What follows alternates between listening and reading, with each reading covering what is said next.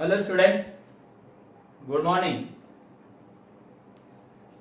देखो, हमने पहले लॉजिक चैप्टर पढ़े, मैथमेटिकल लॉजिक। उसके अंदर में हमने प्रैक्टिस की, हमने टेस्ट भी लिए। अभी हमारा चैप्टर चल रहा है मैट्रिसेस। हमने इसकी फर्स्ट और सेकंड और थर्ड एक्सरसाइज देख ली है। अब फर्स्ट सेकंड थर्ड एक्सरसाइज में क्या क्या है, एक छोटा सा उसको रिकैप करते हैं, रिवीजन करते हैं, क्योंकि ये वाला चैप्टर भी आपको स्कोरिंग करने में आपको बहुत हेल्प करेगा। तो इसकी प्रैक्टिस कैसी करोगे, इसमें ज्यादा से ज्यादा मार्क्स कैसे मिलेंगे, है ना, इसके ऊपर अपने को ध्यान देना है। चलो ठीक है।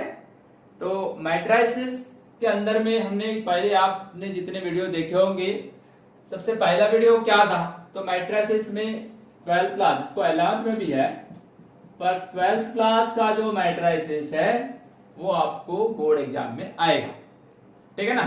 तो मैट्रिसेस का जो डेफिनेशन है, टाइप्स है और उसके अलजेब्रिक ऑपरेशंस है, ये सब कुछ 11th में है। और 12th में, मतलब 12th क्लास में आपको क्या है, तो सबसे पहले फर्स्ट एक्सरसाइज थी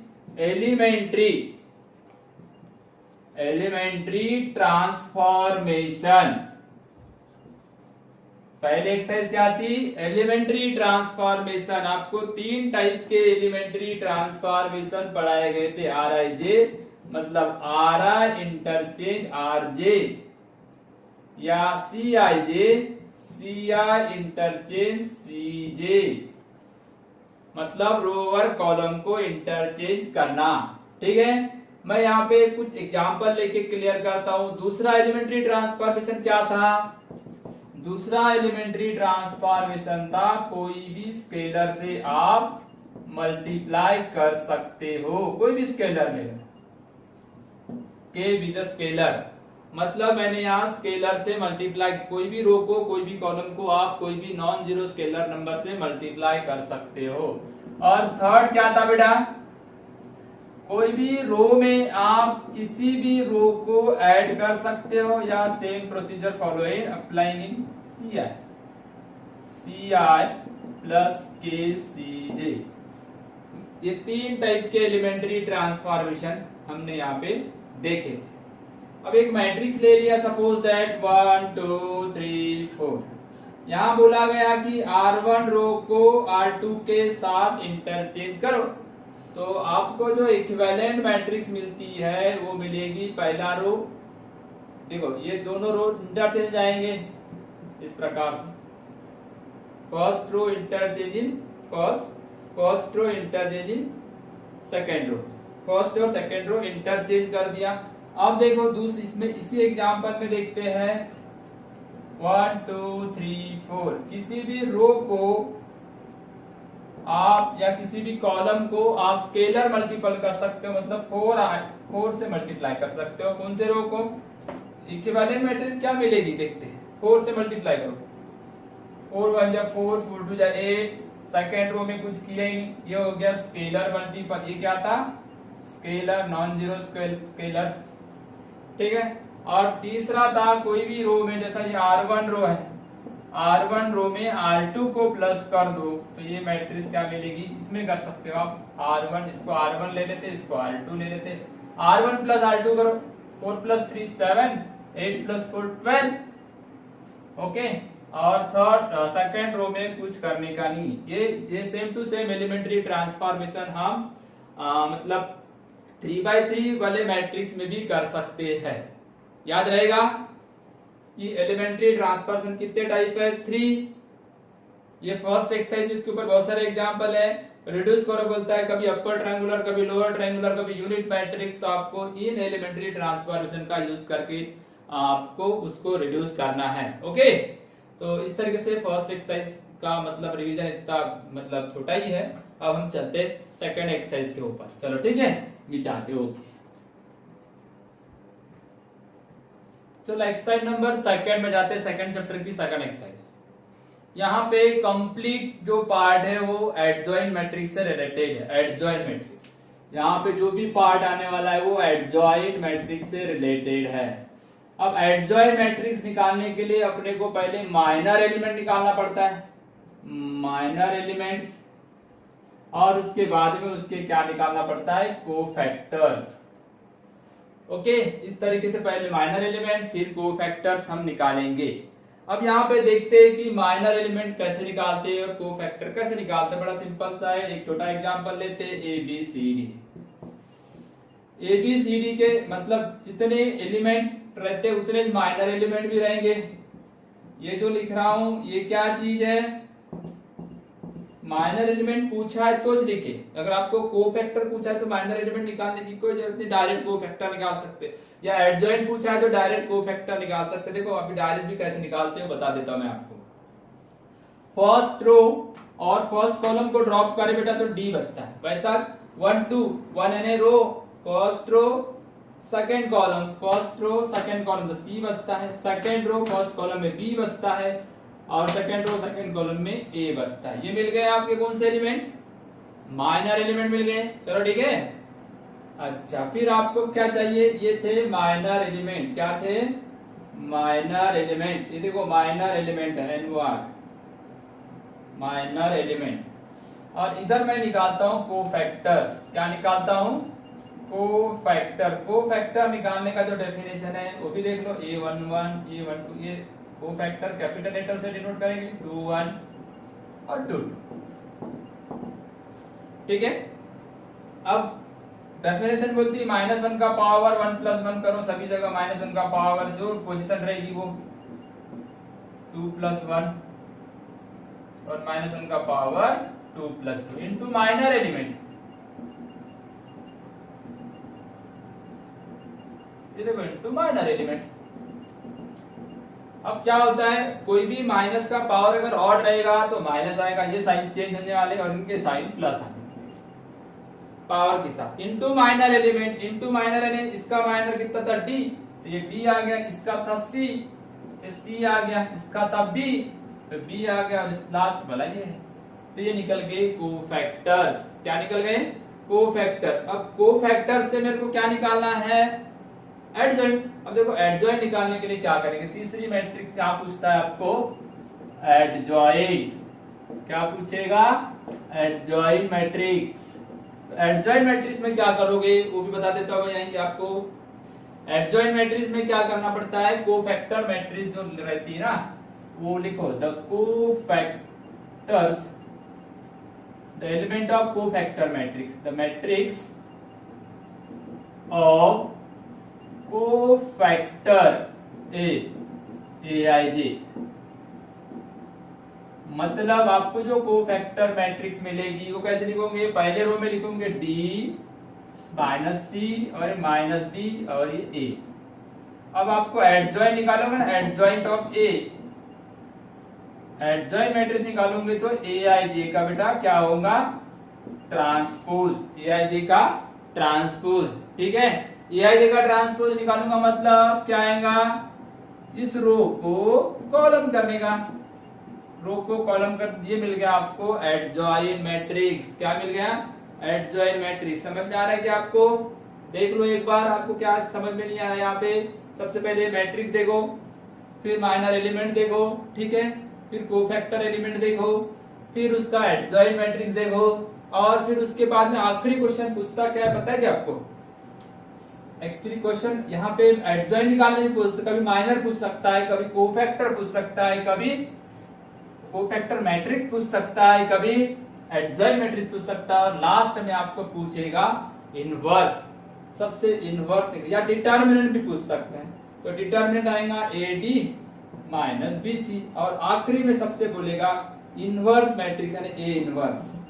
क्या निकालने बोलेगा, A इनवर्स। क्या फॉर्मूला था इसका, 1 determinant of A into adjoint of A।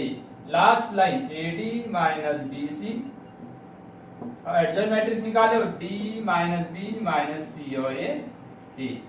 First और लास्ट इंटरचेंज होते हैं, ये भी बताया था मैंने आपको, देखो, और बीच वाले का साइन चेंज होता है, ये एडजॉइंट मैट्रिक्स है। चलो ठीक है, इस तरीके से हमको अब यहाँ पे इससे कुछ भी आए, एडजॉइंट से कुछ भी निकालने के लिए बोले, अगर आपको बोलता है माइनर एलिमेंट वो भी बता दिया, कोफैक्टर है वो भी बता दिया, एडजॉइंट मैट्रिक्स कैसे निकालते हैं वो भी बता दिया, और अगर इनवर्स पूछा वो भी बता दिया। चलो ठीक है, तो अब ये एग्जांपल भैया बड़ा भी ले सकते हो, 3/3 का भी ले सकते हो आप, 2/2 का भी ले सकते हो। आपको ज्यादा अच्छे से समझना चाहिए कि मैंने आपको कौन सा एग्जाम्पल बताया, 2/2 का। ठीक है, कोई दिक्कत नहीं। चलो आगे देखते हैं।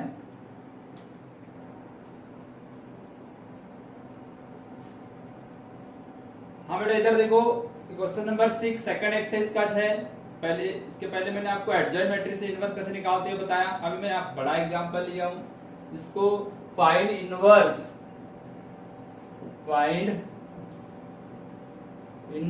By column transformation. ये थोड़ा सा डिफिकल्ट होता है, पर आपको मैं इजी बना के बताता हूँ। चलो ठीक है, कॉलम ट्रांसफॉर्मेशन से हम इसको बनाएंगे। सबसे पहले आप इसका डिटर्मिनेंट फाइंड कर लीजिए, 2 0 -1 5 1 0 0 1 3 डिटर्मिनेंट। अब डिटर्मिनेंट कैसा निकालते हैं, इधर देखो 2 लिख दो, फिर ये फर्स्ट रो के एलिमेंट ड्रॉप हो जाते हैं और फर्स्ट कॉलम कितने आ जाएगा 3 -0। ये वाला एलिमेंट तो 0 है, माइनस भी लेते हैं तो 0 हो गया। फिर -1, ये वाला कॉलम ड्रॉप कर दो तो 5 -0 कितना आ गया 6 -0 -5 यानी कितना आ गया 1 not equal to 0। Therefore A inverse is exist. हम A इनवर्स निकाल सकते हैं, A इनवर्स फाइंड कर सकते हैं। अब A इनवर्स फाइंड कर सकते हैं तो फिर आपको डेफिनेशन लगाने का। तो डेफिनेशन क्या आती है इसकी, A inverse dot A equal to I। इस तरीके से मैंने डेफिनेशन लिखा है इनवर्स का। अब क्या करूंगा, A इनवर्स तो फाइंड करना है। A मतलब कितना है 2 0 -1 5 1 0 0 1 और 3 इक्वल टू I यानी क्या लोगे 1 0 0 0 1 0 0 0 1 इतना ले लिया। अब इस मैट्रिक्स में ऐसे एलिमेंट्री कॉलम ट्रांसफॉर्मेशन लगाओ कि ये रिड्यूस करो इसको यूनिट मैट्रिक्स में, आई में, आइडेंटिटी में। और इसको एलिमेंट्री जो रिड्यूस करने में जो एलिमेंट्री ट्रांसफॉर्मेशन लगाओगे वही एलिमेंट्री ट्रांसफॉर्मेशन राइट साइड में लगाने का, और ये रिड्यूस हो जाएगी और यहाँ जो मिलेगा उसका फाइनल इनवर्स का आंसर मिलेगा, क्योंकि ये आई हो जाएगा। किसी भी मैट्रिक्स के साथ आई का प्रोडक्ट उतना ही होता है। ठीक है, तो अभी हम फिलहाल में ये देखो, यहाँ ये कॉलम नंबर 1 है, कॉलम नंबर 2 और ये कॉलम नंबर 3, यहाँ पे 1 आना चाहिए। तो मैं एक काम करता हूँ, इस कॉलम को इंटरचेंज करता हूँ, C1 इंटरचेंज C3। तो बेटा C1 को अगर मैंने C3 के साथ इंटरचेंज किया तो बहुत सिंपल, सेकंड कॉलम जैसे का वैसा 2 5 0 आया। अब क्या होगा, इधर भी करना पड़ेगा मेरे को, C1 को C3 के साथ 0 1 0 1 0 0 आ गया। अब मैंने कॉलम 1 और कॉलम 3 को इंटरचेंज कर दिया तो यहाँ -1 मिल गया। यहाँ से इसको माइनस से मल्टीप्लाई करूंगा तो प्लस भी मिल जाएगा, कोई टेंशन लेने की जरूरत नहीं है। अब ये 2 को देखो ऐसे, यहाँ 1 0 फिर यहाँ 0 बनाना चाहिए। 2 को कौन से कॉलम में हो, C3 में। तो C3 अब इसको 2 से मल्टीप्लाई कर दो C1 को। C1 मतलब कॉलम नंबर 1 को अगर मैं 2 से मल्टीप्लाई करता हूं तो ये -2 और ये +2 हो जाएगा 0। बाकी भी एलिमेंट्री ट्रांसफॉर्मेशन एलिमेंट चेंज हो जाएंगे। कॉलम नंबर 3 के 1 में तो कुछ किया ही नहीं, 2 में भी कुछ किया ही नहीं, थर्ड में देखो क्या करने वाला, इसको 2 से मल्टीप्लाई करो तो -2 + 2 ये हो जाएगा 0 हो जाएगा ना। और इसको 2 से मल्टीप्लाई करोगे तो ये 0 से ये 5 आएगा, इसको 2 से मल्टीप्लाई करो तो 6 आएगा, 0 + 6 6।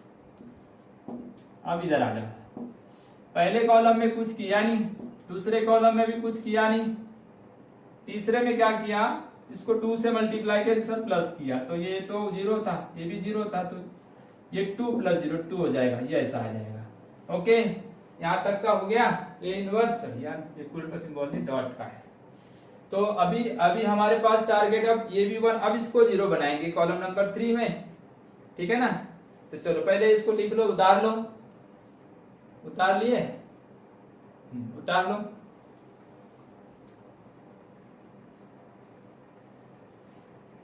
ओके, यहां तक हो गया। अब देखो, अब ये जो माइनस दिख रहा है ये कौन से कॉलम में है? C1 में। तो अब ये माइनस को प्लस कर देता हूं, C1 को C1 से मल्टीप्लाई करके, वो भी नेगेटिव से, तो ये प्लस हो जाएगा, इधर कोई फर्क नहीं पड़ेगा। अब हमारे पास ये वाला जीरो चाहिए, यहाँ जीरो चाहिए ना, तभी तो आइडेंटिटी मैट्रिक्स बनेगी। ये प्लस और ये जीरो, ये कौन से कॉलम में है? C2 में है। तो C2 में से C3 को माइनस कर दूंगा, क्योंकि ये दो जीरो है तो इसको फर्क ही नहीं पड़ेगा। C2 minus C3 inverse. चलो पहले क्या करेंगे, माइनस से मल्टीप्लाई कर दो इसको, तो ये माइनस का प्लस हो गया, बाकी के जीरो थे। अब C2, ये वाला C2 है और ये वाला C3 है, ये C2 है, ये C3। C2 में से C3 को माइनस करो, कहाँ अप्लाई करो? C2 में। हाँ, 0 माइनस 0 0, 1 माइनस 0 1, 1 माइनस 1, ये 0 आ गया। थर्ड कॉलम को कुछ नहीं किया मैंने, यही काम इधर करो। इसके पूरे साइन चेंज, माइनस से मल्टीप्लाई कर दो, माइनस का प्लस, प्लस का माइनस, माइनस का प्लस। अब इसमें से माइनस करो, C2 माइनस C3, ये वाला ऑपरेशन करेंगे, C2 minus C3, minus 1 minus तो प्लस हो जाएगा, 1 2 1 और 5 6, 0 माइनस 2 माइनस 2। अब बेटा लास्ट कॉलम में तो कुछ ऑपरेशन यहाँ है नहीं, एक तो C1 चेंज होगा और C2 चेंज होगा, बाकी तो चेंज होंगे नहीं, C3 जैसे का वैसा। ओके, एक साथ दो एलिमेंट्री ट्रांसफॉर्मेशन कर दिया। अब देखो ये आ गया, ये आने से आपके पास ये identity matrix, therefore A inverse equal to क्या आंसर निकलेगा? 3 माइनस 1 1 माइनस 15 6 माइनस 5 5 माइनस 2 2। ठीक है, समझ में आया? कोई दिक्कत नहीं? ओके, इस तरीके से हमने यहाँ पे सेकंड एक्सरसाइज के मैक्सिमम क्वेश्चंस को कवर कर लिए। अब हम इसके बाद थर्ड एक्सरसाइज के ऊपर बात करेंगे और उसमें आएगा एप्लीकेशन ऑफ मैट्रिसेस। चलो ठीक है, देखते हैं एप्लीकेशन ऑफ मैट्रिसेस। चलो, एप्लीकेशन ऑफ मैट्रिसेस में हमने थर्ड नंबर के एक्सरसाइज पढ़े थे, उसमें पूरे प्रॉब्लम बनाए हुए, A to Z प्रॉब्लम बनाया हमने। वहां इन्वर्सन के भी प्रॉब्लम बनाया, रिडक्शन के भी प्रॉब्लम बनाया, वर्ड्स प्रॉब्लम भी बनाया। अभी हम एग्जांपल कहां से देख रहे हैं? मिसलेनियस एक्सरसाइज 2B से। ये भी प्रॉब्लम इन्वर्स के है और एडजॉइंट मैट्रिक्स के, यहाँ पे सिर्फ एप्लीकेशंस के प्रॉब्लम है। पैटर्न वही है, चाहे वो 2x2 की मैट्रिक्स हो या 3x3 की मैट्रिक्स हो, 2 वेरिएबल का एप्लीकेशन हो या 3 वेरिएबल का एप्लीकेशन हो, सिर्फ 3 वेरिएबल का थोड़ा सा बड़ा आता है। ओके, तो चलो हम इसको बनाते हैं बाय इन्वर्सन मेथड। दो मेथड है एक्चुअली, एक इन्वर्सन है और दूसरी क्या है? रिडक्शन। तो रिडक्शन इसके बाद बताता हूं मैं, सबसे पहले आप देख लेते हैं इन्वर्सन में प्रॉब्लम कैसे बनाएंगे। चलो ठीक है ना, इन्वर्सन में प्रॉब्लम कैसे बनता है? सबसे पहले इसको मैट्रिक्स इक्वेशन लिखना, द मैट्रिक्स इक्वेशन इज। तो मैट्रिक्स इक्वेशन में लिखोगे तो ये इसके कोएफिशिएंट लिखने 1 1 1 है, कुछ नहीं, मतलब 1 1 1 1 माइनस 1 1 1 1 माइनस 1। एक्स मैट्रिक्स लिखोगे बेटा तो एक्स वाई जेड, और इधर बी मैट्रिक्स लिखोगे तो -1 2 और ये 8। आप कंसीडर करना इसको A 1 1 1 1 माइनस 1 1 1 1 माइनस 1। ओके, नहीं दिख रहा है तो चलो उधर लिख देते हैं। A इक्वल टू क्या आ जाएगी? 1 1 1 1 माइनस 1 1 1 1 माइनस 1। लिख दिया। ये मैट्रिक्स होगी तुम्हारी कौन सी? ए वाली मैट्रिक्स हो गई। एक्स क्या रहेगी? X y z. और बी वाली क्या हो जाएगी? बी में क्या लिखा है? -1 2 और ये 8 है ना। ये होगी तुम्हारे कंसीडरेशन। तो आपका कंसीडरेशन ऐसा आएगा, ए एक्स इक्वल टू बी, है ना। अब हम मल्टीप्लाई करेंगे, प्री मल्टीप्लाई, याद आया होगा कुछ, है ना। Pre multiply both side by A inverse, pre multiply by A inverse. तो ये हो जाएगा I x equal to A inverse dot B. I x मतलब एक्स, तो ये बन गया उसका formula. x equal to A inverse dot B, चाहे वो 2/2 की हो, 2 वेरिएबल हो, 3 वेरिएबल हो, पैटर्न तो वही रहने वाला है। अब ये इनवर्स निकालने के लिए आपको एडजॉइन मैट्रिक्स लगाना पड़ेगा। क्या लगाना पड़ेगा? एडजॉइन मैट्रिक्स का फॉर्मूला लगाना पड़ेगा, जिसको पहले लगाया, मतलब वही 9 को फैक्टर वगैरह। सबसे पहले इसमें डिटरमिनेंट फाइंड करना पड़ेगा। लाइन क्या रहेगी? डिटरमिनेंट। तो डिटरमिनेंट फाइंड कर लेते हैं। चलो यहीं से डायरेक्ट ले लेते हैं 1। ये 3 एलिमेंट ड्रॉप हो जाएंगे, इनका प्रोडक्ट 1 माइनस 1, ठीक है। फिर ये -1, ये वाला कॉलम कितना हो जाएगा? -1 है ना, तो -1 -1 -1 फिर लो बेटा 1, ये वाला कॉलम ड्रॉप करो, 1 + 1, तो ये आ जाएगा आपका 0। ये -2 माइनस +2, 1 + 1 2, 2 + 2 कितना आ गया? 4, नॉट इक्वल टू 0। मतलब ए इनवर्स कैसा है? एग्जिस्ट। ए इनवर्स कैसा है? एग्जिस्ट। अब ए इनवर्स एग्जिस्ट है तो मैं देखो ये हो गया इधर का लिख के। सबसे पहले लीनियर इक्वेशन को इस फॉर्म में लाओ, मैट्रिक्स फॉर्म में, फिर इस तरीके से लिखो। अब हम 9 को फैक्टर एलिमेंट निकालता हूं। देखो 9 को फैक्टर एलिमेंट कैसे निकालता हूं। 9 को फैक्टर एलिमेंट निकालने के लिए मेरे को क्या करना पड़ेगा? 9 को फैक्टर एलिमेंट लिखना पड़ेगा। A11, A12, A13, A21, A22, A23, A31, A32, A33। Okay.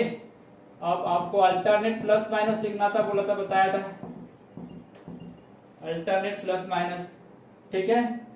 Plus minus plus minus plus minus plus minus plus, मतलब जो ऑड रहेगा वो माइनस आएगा इनका सम, और जो इवन रहेगा उनका सम उनके सामने प्लस लिखना, ठीक है। अब जो ये मैट्रिक्स थी, यहाँ पे फर्स्ट रो फर्स्ट कॉलम को अगर ड्रॉप करता हूँ, ये फर्स्ट रो और फर्स्ट कॉलम को ड्रॉप करता हूँ, तो यहाँ पे क्या आएगा? 1 - 1 एंड ये आ जाएगा 0, ठीक है।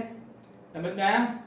फिर first row second column, first row second column को ड्रॉप करता हूँ तो -1 - 1 -1 तो ये माइनस तो हो जाएगा +2। फर्स्ट रो थर्ड कॉलम को ड्रॉप करता हूं तो क्या आ जाएगा? 1 + 1 यानी ये 2। ऐसा करते करते मेरे को कितने एलिमेंट निकालना है? 9 एलिमेंट। चलो तब तक इसको निकालो, तब तक कितने आते बताओ। ठीक है बेटा, हो गया लिख के? कुछ नहीं करना है आपको, कोफैक्टर एलिमेंट निकालना है। कोफैक्टर निकालने के बारे में मैं फिर से एक बार बता देता हूँ। जैसे ये सेकेंड रो थर्ड कॉलम है, सेकेंड रो थर्ड कॉलम, तो सेकेंड रो और थर्ड कॉलम को यहाँ पे ड्रॉप, सेकेंड रो और ये थर्ड कॉलम, और ये जो 4 एलिमेंट जो बच जाते हैं इनका डिटरमिनेंट, ठीक है।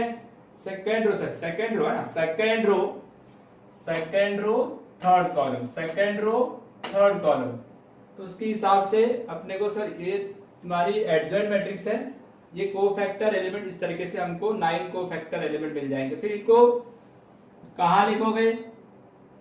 ये फर्स्ट कॉलम में लिखना, ये सेकंड कॉलम में लिखना और ये थर्ड कॉलम में लिखना, तो डायरेक्ट आपको क्या मिलेगा? एडजॉइंट मैट्रिक्स मिलेगा। देखो एडजॉइंट 0 2 2 2, और ये सेकंड कॉलम में 0 -2 0। ओके, पहले शुरुआत से देखना इसको बराबर, कैसे माइनर कैसे कोफैक्टर निकाले, और थर्ड कॉलम में लिखना। उसके बाद में आपको इनवर्स से ये निकाल लिए फॉर्मूले से, एडजॉइंट आया समझ में। फिर ये फॉर्मूला पहले लिखा हुआ था, इस फॉर्मूले में ए इनवर्स लिख दिया। फिर ये दोनों का product, first row first column एक ही कॉलम है, इसका इसके साथ, इसका इसके साथ, इसका इसके साथ, तो ये आएगा। फिर second row column, third row column, ये सेकेंड रो यहाँ पे लिखना, सेकेंड रो कॉलम का मल्टीप्लाई, और थर्ड रो कॉलम का फर्स्ट कॉलम का मल्टीप्लाई यहाँ लिखना, ठीक है। हो गया डन, कोई दिक्कत?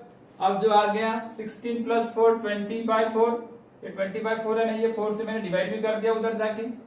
ये -6/4 और ये आ गया -18/4। तो सिंपलेस्ट फॉर्म कितना निकाले? इस तरीके से हमने ये इतना निकाल दिया। चलो ठीक है, अब हम यहाँ करेंगे क्या? इक्वालिटी, काय के डेफिनेशन लगाएंगे? By equality of matrix. x की वैल्यू मिली 5, y की वैल्यू मिली -3/2 और z की वैल्यू क्या मिल गई?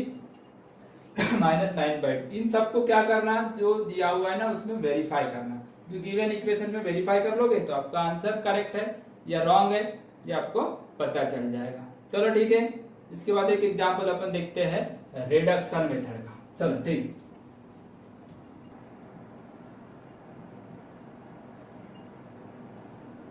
देखिए बेटा लास्ट एप्लीकेशन है ये रिडक्शन मेथड। हमने 3rd नंबर के एक्सरसाइज में पढ़े थे। 3rd नंबर में इन्वर्सन से बनाई है या रिडक्शन से बनाई है।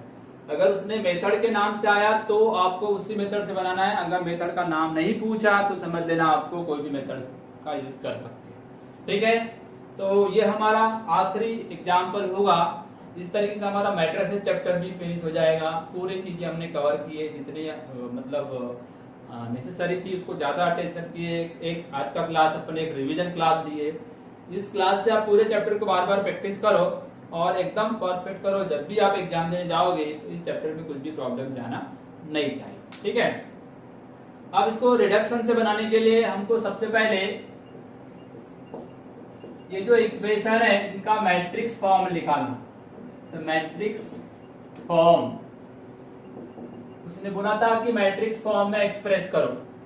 मैट्रिक्स फॉर्म में एक्सप्रेस करना बड़ा सिंपल सा काम है। पहले रो में इनके कोएफिशिएंट 1 -1 1, दूसरे रो में 2 -1, जेड नहीं है यहाँ पे तो मतलब 0 जेड। इसका आएगा 3 + 3 - 4 एक्स मैट्रिक्स। और बी मैट्रिक्स, बी मैट्रिक्स क्या रहेगी 1 1 2 1 1 2 कॉलम में। अब रिडक्शन का मतलब है छोटा करना। रिडक्शन का मतलब क्या होता है, छोटा करना, रिड्यूस करना, छोटे से फॉर्मेट में लाना। तो ये जो एलिमेंट दिख रहा है ये वाला और ये वाला और ये वाला, या तो ये ऊपर के 3, उनको आप 0 बना लीजिए। सिंपल तरीका है उनको भी 0 बनाने का, है ना। या तो फिर इन दोनों को 0 बनाए, उसको भी 0 बनाए। अपर ट्रायंगुलर बनाए या लोअर ट्रायंगुलर बनाए। चलो अपन इसको क्या एक काम करते हैं, अपर ट्रायंगुलर 2 को 0 बनाते हैं। कौन से रो में आता है ये R2 में, R2 - 2R1। और इसको बनाने के लिए ये R3 रो में, तो R3 में करना R3 - 3R1। तो दोनों ऑपरेशन में एक साथ करता हूं। 1 रो में तो कुछ नहीं है। अब इसको 2 से मल्टीप्लाई करो, माइनस करो तो ये 0 हो जाएगा। -2 इसमें से माइनस करोगे तो प्लस, -1 + 2 यानी 1, 0 - 2 तो -2 आ गया। यहाँ गड़बड़ होने के चांसेस रहते, बात छोटी है। कभी कभी 1 - 1 0 लिखने के बजाय 2 लिख देता है या -2 लिख देते हैं, ऐसा होता है। पर आप वेरीफाई करना आखिरी में। इसको 3 से मल्टीप्लाई किया तो फिर 0 हुआ। 3 इसको 3 से मल्टीप्लाई किया, माइनस करूंगा तो ये प्लस हो जाएगा तो 6 आ जाएगा। इसको 3 से मल्टीप्लाई किया, माइनस किया तो ये -7 आ गया। ठीक है, -7 है ना, -4 -3 ये वाला ऑपरेशन किया अपन ने। हाँ बेटा XYZ इसमें कोई चेंजेस नहीं। हाँ इधर करो, पहले रो में कुछ नहीं करना, सेकेंड रो में इसको 2 से मल्टीप्लाई करो, -1 - 2 -1 2 - 3 -1 मिल गया। अब एक लास्ट एलिमेंट्री ट्रांसफॉर्मेशन करने का क्या करते इधर देखो, 6 को कौन से रो में आता है, R3 में। R3 प्लस है तो माइनस करेंगे, प्लस है तो माइनस करेंगे, 6 है तो 6 ही लिखेंगे। इसको R2 को हम मल्टीप्लाई कर लेते हैं, ठीक है ना।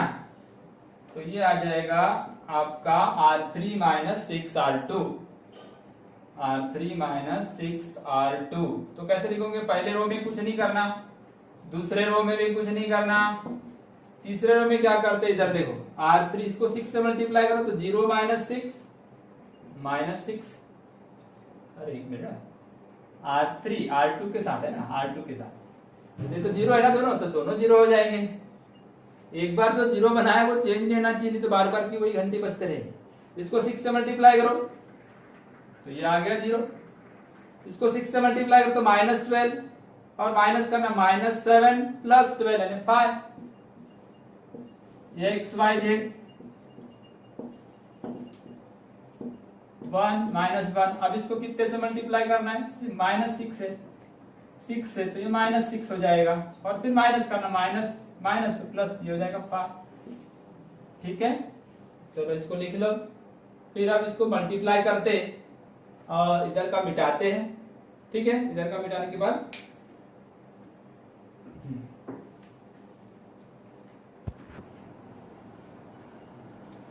हाँ बेटा देखो ये अपर ट्रायंगुलर हो गई, और जब अपर ट्रायंगुलर हो गई है, ये तीनों जीरो हो गए, तो आप मल्टीप्लाई कर ले। तो फर्स्ट रो मल्टीप्लाई ये वाला कॉलम, तो 1 इंटू एक्स एक्स,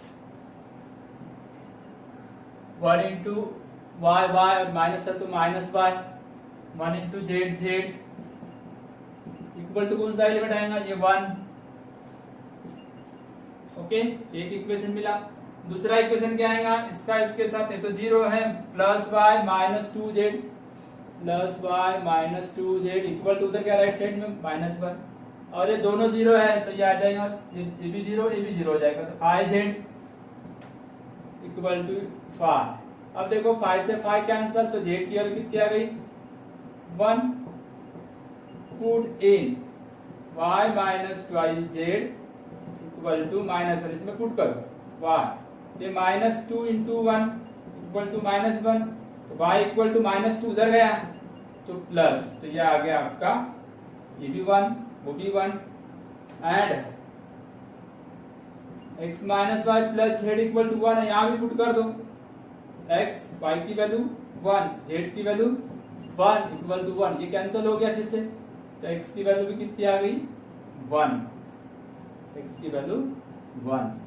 तो इस तरीके से आपका फाइनल आंसर क्या मिल गया, x की वैल्यू 1, y की वैल्यू 1 और z की वैल्यू भी 1। इसको गिवन इक्वेशन में वेरीफाई करके देखना, अगर सही आया तो समझ लेना कि ये निकाले सही है, नहीं तो फिर अपने को यहाँ पे एलिमेंट्री ट्रांसफॉर्मेशन में कहीं ना कहीं गलती अगर होती है तो उसको ढूंढना पड़ता है। ठीक है, इस तरीके से हमारा ये मैट्रिसेस चैप्टर पूरी तरीके से कंप्लीट हो गया है।